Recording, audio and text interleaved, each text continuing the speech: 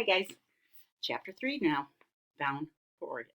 Okay, we're on the trail now, ready to go. Okay, that night, for the first time, we ate our dinner around a campfire. Mother brought out the good baked chicken that John's mother had cooked for us, and the salt rising bread and sweet cake that Grandma had made. The evening air was warm. Newly awakened frogs sang a cheeping song from nearby creek. The wagon cover gleamed in the firelight. Rover lay curled between Lavina and me, his ears alert as always, his head pressing against my knee. In spite of his warmth, I felt a little shiver of loneliness. It seemed strange to be outside beneath the dark sky and towering trees instead of inside our snug house. The sky, with its faraway pinpoints of stars, was so vast and we were so small. Lavina seemed to feel it too. She was quiet, and Cynthia, who rarely sat still, rested sleepily in Mother's arms. John stared silently into the fire.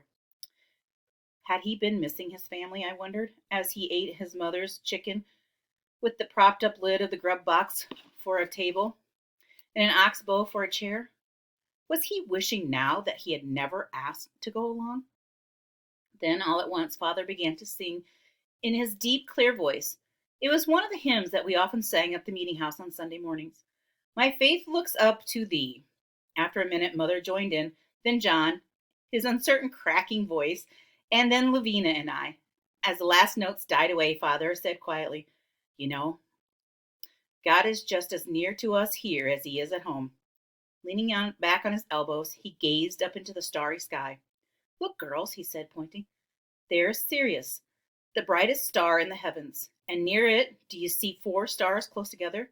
That is Orion, the hunter. I see it, cried Lavina excitedly. I see the brightest star. As I looked where Father's finger was pointing, it seemed to me that the stars had moved closer and that they were watching over us. A few minutes later, John left us to make up his bed in the tent. We changed into our night clothes and climbed into our strange new beds inside the wagon. It was crowded, with trunks and barrels and the big washtub hemming us in, Lavina's elbow poking into my back, and everyone's breathing all mixed up together. But it felt snug. Good night, girls, came Father's soft, muffled voice. Sleep well. I pulled Grandma's quilt close around me, thinking her fingers darting in and out, making all the hundreds of tiny stitches that held it together. Good night, I answered. The last thing I saw before I closed my eyes was a sprinkling of stars shining through the round opening of the wagon cover. When I awoke the next morning, I smelled bacon frying. Father had already made a fire and gone with John to milk the cows. Mother was cooking breakfast, baking biscuits in the black iron Dutch oven set over the fire. You can get dressed, she told me, and then help you with your sisters get ready for breakfast. Quickly now, we want to make an early start. After breakfast, I washed the tin dishes while Lavina minded Cynthia. Mother strained milk, put up lunches for noon, and packed everything back into the wagon. Father and John pulled down the tent pole and carefully folded the tent. Then they yoked up the oxen, and once more they were on their way. Okay, think about this. They have to do this every day. The same thing. Unload, get ready, have supper, go to bed, get breakfast, load everything back up every single day. And remember, this stuff was heavy. And it wasn't lightweight like we had. Wow. The wagon rolled along, rocking and creaking. Father walked ahead next to the team, while John drove the animals behind. Mother sat up on the spring seat, her back straight as always, her face shaded by her green lace-trimmed sunbonnet. Cynthia was next to her in the small padded box that Father had made, just big enough for her to play and sleep in. Lavina and I rode inside the wagon, the cover tied up at the sides so we could see out. The cool breeze riffled through our hair. For a while we played with our dolls, dressing and undressing them with scraps of fabric. Lavina could entertain herself this way for hours, but after a little while I grew restless. I hated sitting still. The oxen plodded so slowly, and there was nothing new to see, just the same winding road and new green trees, dotted here and there with bursting blossoms and small streams and an occasional cabin, its chimney sending up a thin ribbon of smoke into the cloudless blue sky. Now remember, they haven't hit the plains yet. They're still journeying out of Arkansas. That makes sense. Then I made a discovery. If I stepped out onto the brake block, I could jump down to the ground without the wagon stopping. This was a good game, I thought. Lavina, watch this, I called, climbing up to try it again. Mother turned around to look at me. Be careful of the wheels, she warned. I will be. I jumped free of them easily, but my heel caught in the hem of my blue flower sprig dress, and I heard a harsh ripping sound.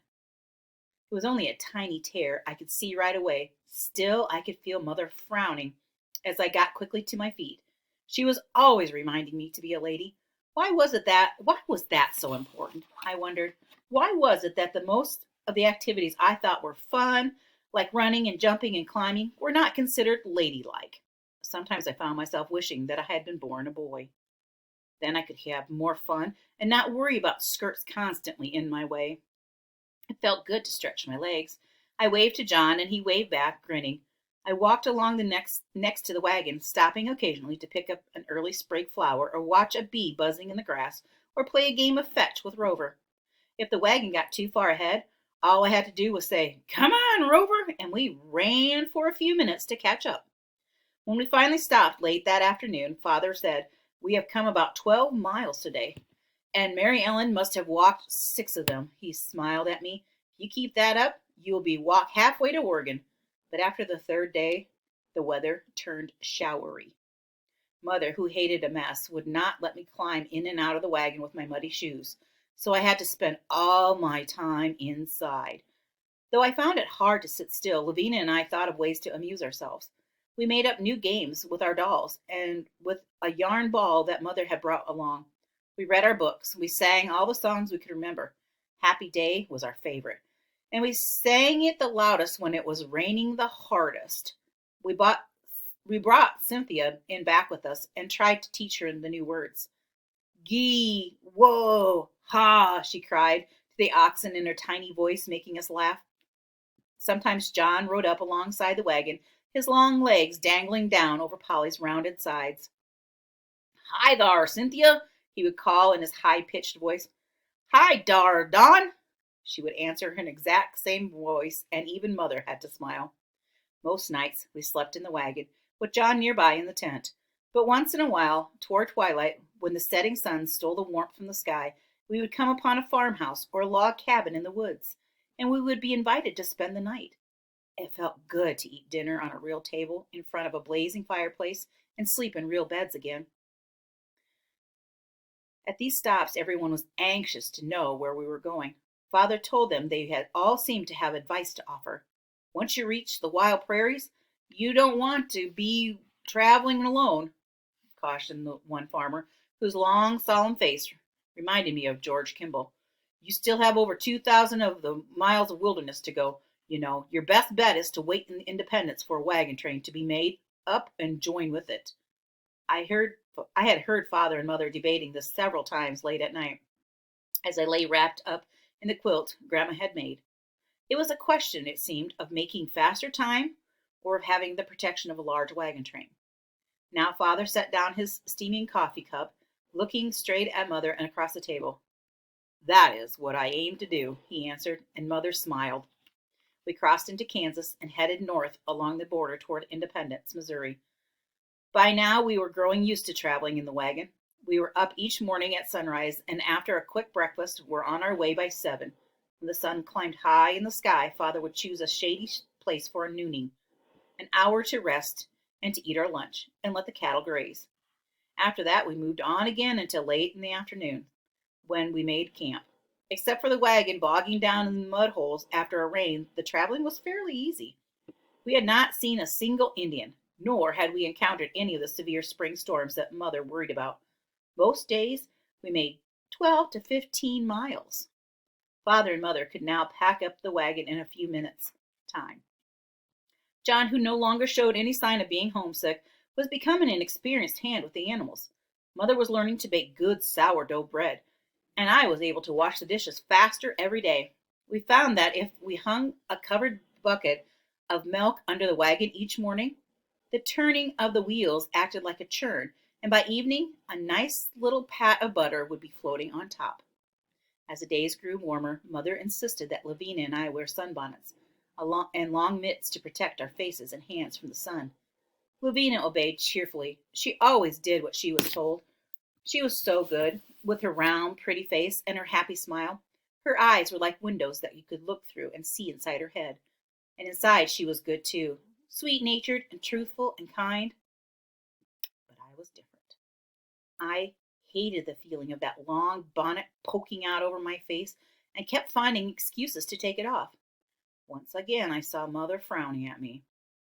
"Do you want to look like that, Mary Ellen?" she asked, pointing out two girls with freckled, sunburned faces walking along the road. Secretly, I didn't care if I did. Having a pale complexion was just another bothersome part of being a lady. It seemed to me, a picture suddenly flitted across my mind of my mother, with copper-colored hair, a little bit of a thing, happy and busy like Grandma, a mother who never frowned. I think she's got this picture of her real mom in her head that she was a perfect mom. What do you guys think?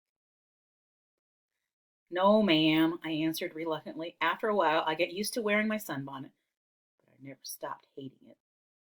Although it was important to keep moving, Father and Mother did not feel it was right to travel on the Sabbath. So on Sundays, we would rest for at least part of the day. Our animals grazed on the abundant soft green grass. Father took down his rifle and went hunting for rabbits and squirrels and quail. Mother brought out the big brass kettle to heat up water, and the washtub became a bathtub. After we bathed, she would prepare a special big Sunday dinner with pie made from dried apples for dessert.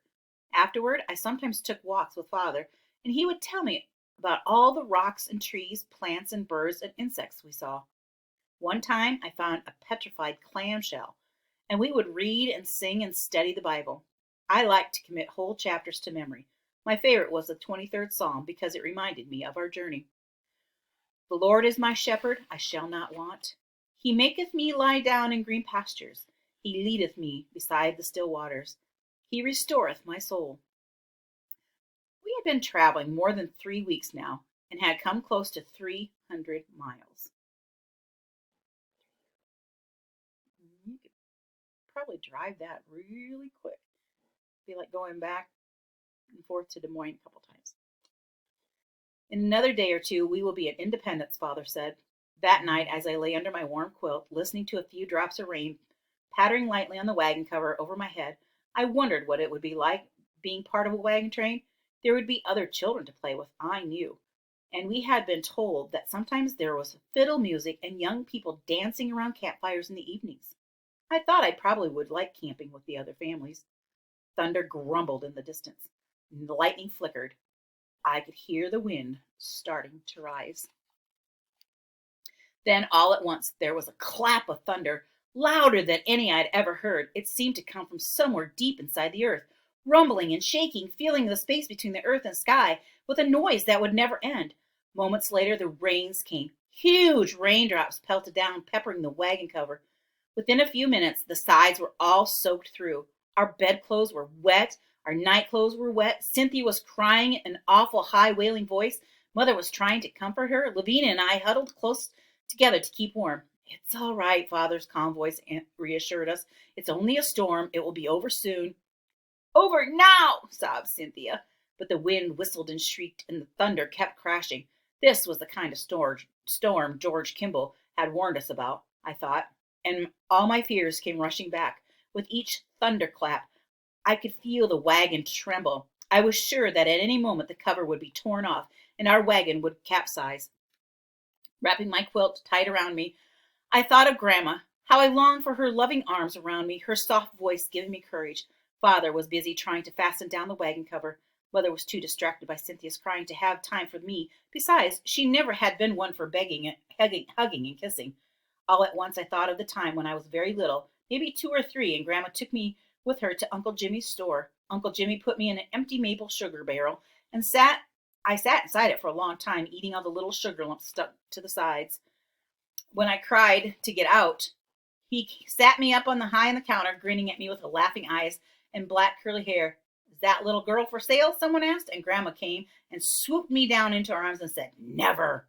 I felt a choking in my throat and tried to hold back my tears, pulling damp quilts over my head so no one would hear. "It's all right," Father's soothing voice came again. "The wind is beginning to die down. It's nearly over." The wind moaned and the rain dripped. Thunder rumbled. moving slowly